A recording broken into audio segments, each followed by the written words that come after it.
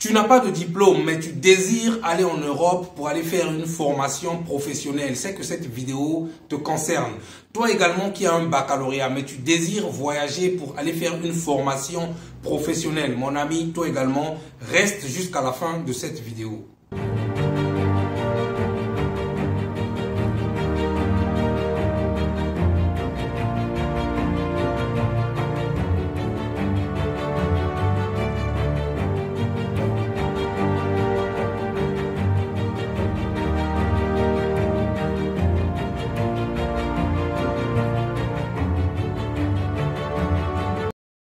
Bonjour, si vous me découvrez pour la première fois, je m'appelle Arel Venus, je suis entrepreneur résident en Turquie.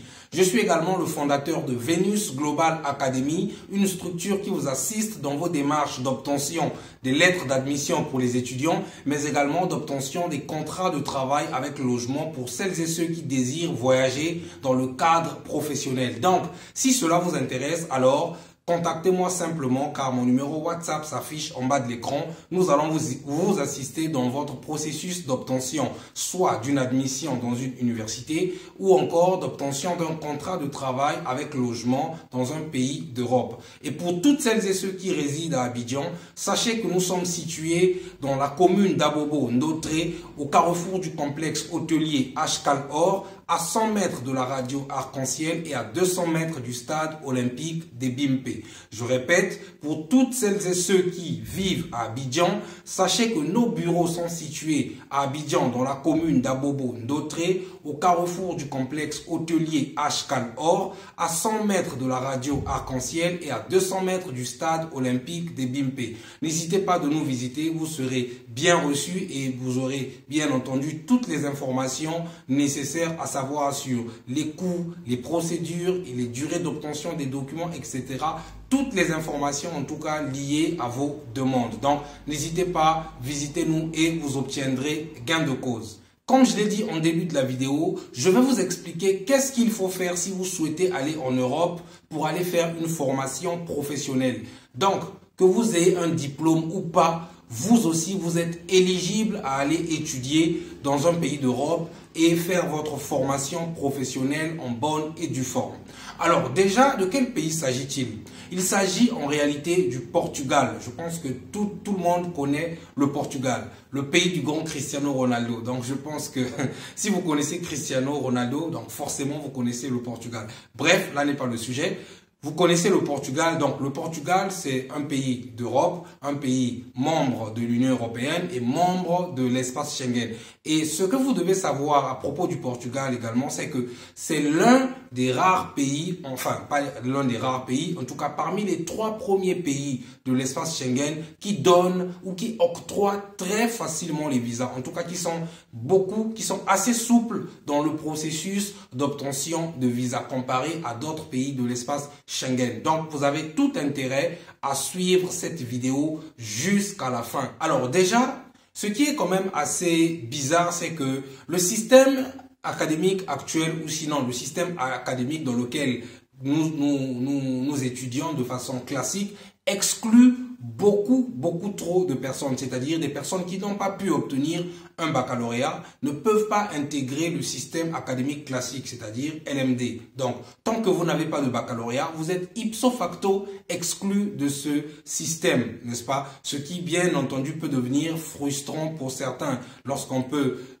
se rendre compte que certains n'ont peut-être pas eu la chance de faire des études jusqu'à obtenir un baccalauréat, etc., mais qui veulent, qui désirent, qui aspirent à aller faire des formations professionnelles, des formations qualifiantes dans des pays d'Europe, n'est-ce pas? Ça peut être frustrant, n'est-ce pas? Parce que en face, qu'est-ce que l'on nous propose de façon générale, n'est-ce pas? Ben, c'est le système classique dont j'ai fait mention tout à l'heure. C'est-à-dire que pour avoir le ticket d'entrée, il vous faut au minimum avoir un baccalauréat. Mais heureusement, aujourd'hui, avec des formations professionnelles, des écoles reconnues par les États européens, notamment l'État du Portugal, vous avez la possibilité, vous aussi, d'intégrer cette école et de faire votre formation professionnelle et derrière, décrocher un emploi décent. Alors, on va commencer tout de suite par les avantages que vous avez avec des formations professionnelles. Déjà, Le premier avantage, c'est la durée. Vous savez, aujourd'hui, les formations classiques universitaires, surtout en commençant par la licence, bien entendu. Donc, la licence, c'est 3 ans minimum, voire 4 ans. Dans certains pays comme la Turquie, l'Inde, ils ont déjà basculé à 4 ans, n'est-ce pas? Donc, c'est beaucoup, n'est-ce pas? Alors qu'avec la formation professionnelle, c'est maximum 15 mois. Donc, vous avez une année de cours et 3 mois de stage. Donc, ça, c'est le premier avantage que vous avez avec des formations professionnelles. Donc, la durée est assez courte, n'est-ce pas? Le deuxième avantage que vous avez, c'est que vous avez un stage garanti, les amis. C'est-à-dire que vous avez une formation de 15 mois, n'est-ce pas? Donc, 12 mois de cours plus 3 mois de stage garanti par votre école.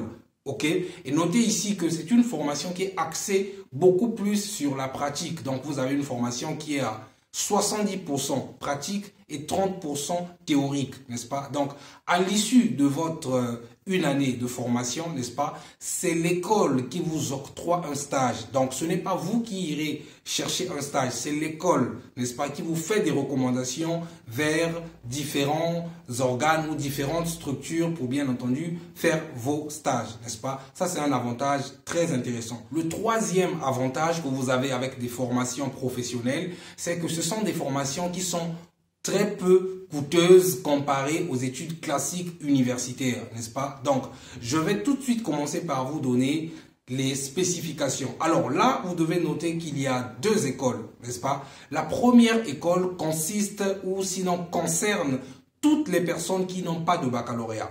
C'est-à-dire, vous n'avez pas de baccalauréat, vous n'avez aucun diplôme, mais vous souhaitez partir faire votre formation professionnelle, n'est-ce pas? Donc, écoutez ce que je vais dire tout à l'heure. Alors, vous allez vous poser la question, mais quelles sont les formations que nous irons faire, nous qui n'avons pas de diplôme?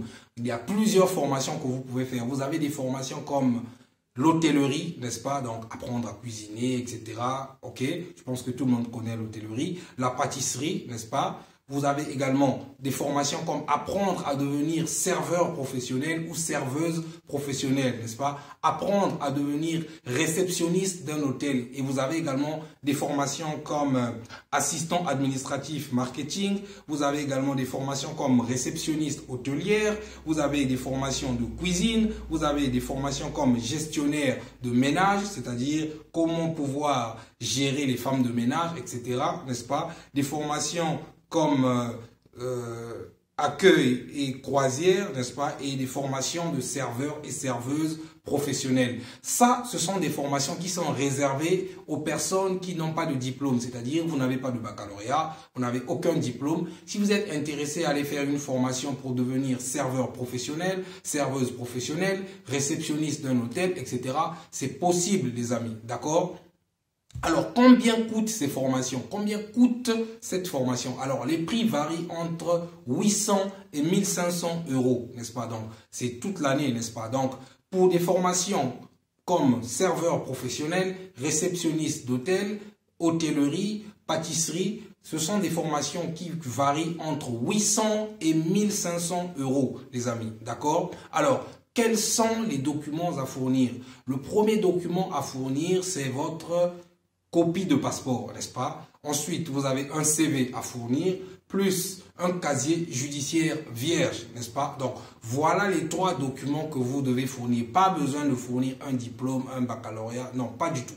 Juste un casier judiciaire, la copie de votre passeport, un CV, une photo format identité en couleur, plus les frais à payer. Tout de suite, vous allez obtenir votre admission en maximum 2 semaines. Dès que vous obtenez votre admission, vous irez faire votre demande de visa étudiant parce que vous êtes considéré, vous serez considéré comme un étudiant.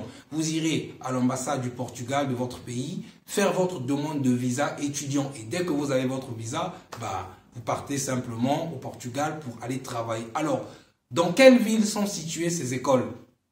La première ville, c'est Lisbonne, donc la capitale portugaise. Et la deuxième ville, c'est Porto. Donc, ce sont 2 grandes villes avec beaucoup de perspectives en termes d'hôtels, de restaurants, etc. Donc, c'est vraiment assez intéressant. Alors, on va passer maintenant à la deuxième école qui consiste, ou sinon qui qui est réservé pour des personnes qui ont le baccalauréat. Donc, vous avez un baccalauréat. Vous êtes intéressé d'aller faire une formation professionnelle. Ceci vous concerne. Vous avez la possibilité d'obtenir une admission dans des filières comme l'hôtellerie, le management ou encore le tourisme. Donc, si vous souhaitez aller faire une formation en tourisme, vous pouvez obtenir une admission dans cette université. Pardon, c'est pas une université, c'est une école professionnelle, autant pour moi. D'accord? Donc, vous avez un baccalauréat, vous vous êtes intéressé d'aller faire une formation en management, en tourisme ou en hôtellerie. Donc, cette partie vous concerne. Alors, quels sont les documents que vous allez devoir fournir? Premièrement, votre copie de baccalauréat, n'est-ce pas?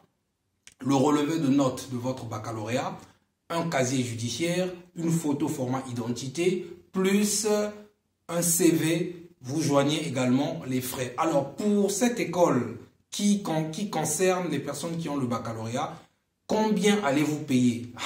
C'est là où c'est génial. Vous allez payer 100 € chaque mois. Donc, en réalité, les cours coûtent 1000 €. Mais vous n'allez pas payer 1000 € de façon cash. Non, les amis. Vous irez payer les 1000 € lorsque vous serez au Portugal. Mais vous allez vous poser la question, mais donc, l'école va nous envoyer la lettre gratuitement? Non, pas du tout. La première étape va consister à envoyer les documents que je viens de lister ici, n'est-ce pas, accompagnés des frais de traitement de dossier de 200 €. D'accord? Vous envoyez ces documents-là, votre dossier va être traité et validé. Dès que votre dossier est validé par l'école, n'est-ce pas, vous allez devoir payer une deuxième tranche de 150 €, d'accord? Vous payez les 150 € et ensuite l'école vous enverra la lettre d'admission. Mais n'oubliez pas les amis, avant de passer toutes ces étapes-là, il va falloir bien entendu payer nos honoraires les amis. Ah oui, il va falloir payer nos honoraires parce que vous allez vous douter, ne vous doutez pas que nous n'allons pas le faire gratuitement les amis. Non, pas du tout. Mais ne vous en faites pas, encore une fois, comme je le dis souvent, nos honoraires ne coûtent pas les yeux de la tête. Non, ne vous en faites pas, d'accord? Donc, je répète, si vous souhaitez obtenir une admission, vous êtes détenteur d'un baccalauréat, vous êtes intéressé d'aller faire une formation professionnelle en tourisme, en management ou encore en hôtellerie, vous devez fournir un dossier qui est composé des pièces suivantes. 1. La copie de votre baccalauréat. 2. Le relevé de notes de votre baccalauréat. 3. Une photo, la copie de votre passeport, une photo format identité en couleur, un CV, n'est-ce pas? Et vos documents doivent être traduits en portugais. N'oubliez pas aussi le casier judiciaire. Vous devez traduire vos documents en langue portugaise, n'est-ce pas? Vous traduisez vos documents, vous nous faites parvenir vos documents à travers notre adresse mail qui s'affiche, n'est-ce pas? Vous payez les frais de traitement de dossier. Après avoir payé les frais de traitement de dossier, dès que l'école va étudier et valider votre dossier, vous allez payer une deuxième tranche. Donc la deuxième tranche, c'est autour de 200, entre 150 et 200 €, n'est-ce pas? Dès que vous payez cette deuxième tranche, n'est-ce pas, l'école va cette fois-ci vous envoyer la lettre officielle. Mais avant que nous puissions vous envoyer la lettre officielle, vous allez devoir payer nos honoraires. Une fois que vous vous acquittez de nos honoraires, nous vous enverrons votre lettre d'admission. Alors, combien coûtent les études? Les études coûtent 1000 € et ces 1000 € là, vous irez les payer sur place. Donc, c'est une formation de 10 mois. Si vous choisissez le management, par exemple, c'est une formation qui s'étend sur 10 mois. Et chaque mois, vous allez devoir payer 100 €, n'est-ce pas? Et à l'issue de vos 10 mois, vous aurez 3 mois de stage offerts par votre école. Encore une fois, ce n'est pas à vous d'aller chercher le stage, mais plutôt à l'école de vous trouver un stage. Mais vous pouvez également... Enfin, l'école peut également vous faire une recommandation, c'est-à-dire que si vous êtes intéressé d'aller faire un stage dans un hôtel particulier que vous aimez, n'est-ce pas, vous pouvez contacter votre école et demander à votre école de vous faire une recommandation. Ça également, c'est possible, mais généralement, l'école vous donne une option, c'est-à-dire vous avez 3 choix. L'école vous propose 3 hôtels. Si vous êtes étudiant, par exemple, en hôtellerie, donc l'école va vous proposer soit 3 restaurants de luxe ou encore 3 hôtels et ce sera à vous de pouvoir choisir, n'est-ce pas? Donc, voilà comment vous pouvez faire pour obtenir une admission au Portugal. Je récapitule très rapidement. Premièrement, si vous n'avez pas de baccalauréat, vous n'avez pas de diplôme, vous souhaitez obtenir une admission dans une école professionnelle au Portugal, ce que vous devez faire, c'est de nous envoyer la copie de votre passeport, un casier judiciaire, un CV, une photo format identité, les frais de traitement de dossier, n'est-ce pas? Dès que votre dossier sera traité, vous allez payer les frais de l'école. Donc, les frais de l'école varient entre 800 et 1500 euros, n'est-ce pas? Mais bien entendu, avant de pouvoir payer les frais de l'école, vous allez devoir vous acquitter de nos honoraires. Ça, c'est pour ceux qui vont y aller pour des formations qui ne demandent pas d'avoir un baccalauréat, n'est-ce pas? Quelles sont les formations? Les formations, c'est pour aller apprendre l'hôtellerie, le tourisme, le management, devenir serveur professionnel, etc. ou encore réceptionniste d'hôtel. Pour celles et ceux qui ont le baccalauréat et qui souhaitent également aller faire une formation professionnelle dans une école portugaise, n'est-ce pas? Quant à vous, vous allez devoir nous envoyer la copie de votre baccalauréat, le relevé de notes de votre baccalauréat, un CV, une photo format identité en couleur, plus un casier judiciaire. Traduisez vos documents en langue portugaise, donc le relevé de notes du bac, plus l'attestation de réussite de votre baccalauréat. Vous nous faites parvenir tous ces documents avec les frais de traitement du dossier. Dès que votre dossier sera traité et validé par l'école, vous allez payer une deuxième prime de 150 ou 200 euros pour la confirmation de votre dossier. Et ensuite, vous payez nos honoraires, n'est-ce pas? Bien avant que l'école vous envoie la lettre d'admission. Sachez que pour vous qui avez le baccalauréat, l'école coûte 1000 euros et les 1000 euros sont payables en 10 mois, n'est-ce pas? Puisque la formation dure 10 mois. Chaque mois, vous paierez 100 euros, donc 65 000 francs CFA par mois. Donc, je pense que c'est vraiment une aubaine, les amis. Donc, voilà ce que je tenais à partager avec vous. J'espère que la vidéo vous a plu. Donc, vous le savez, mon objectif reste le même. Parvenir à édifier au moins une personne à chacune de mes vidéos. Donc, j'espère que celle-ci vous a plu. Donc, vous connaissez le principe. Likez, commentez, partagez afin qu'elle atteigne le max de personnes. Quant à moi, je vous retrouve dans une prochaine vidéo. Ciao, ciao.